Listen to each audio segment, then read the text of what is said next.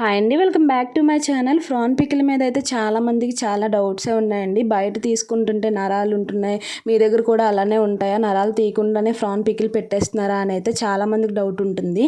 నేనైతే ఇంట్లోకి అయితే మా ఇంట్లోకి ఎలా అయితే చేసుకుంటున్నానో అలాగే ఖచ్చితంగా మీకు కూడా 100% అలానే చేసిస్తానండి.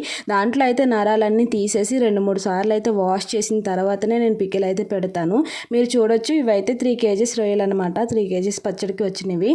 దీంట్లో అయితే ఫస్ట్ తీసుకురాగానే నేను పసుపు, ఉప్పు వేసి అయితే వాటిని నరాలు తీయమని స్టార్ట్ చేస్తాము. ఆ నరాలన్నీ తీసిన తర్వాత కూడా నేను పసుపు, సాల్ట్ వేసి వీటినన్నిటిని శుభ్రంగా 2-3 సార్లు అయితే వాష్ చేస్తానండి.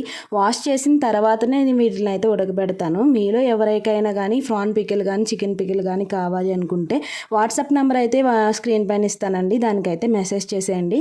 ట్రస్ట్ మీ, నన్ను నమ్ము ఆర్డర్ చేస్తున్న మీ అందరికీ కూడా చాలా చాలా థ్యాంక్స్ అండి. అలాగే దీనికోసం నేను గ్రౌండ్ నట్ ఆయిల్ అలాగే ఇంట్లో చేసిన అల్లం వెల్లుల్లి పేస్ట్ అయితే యూస్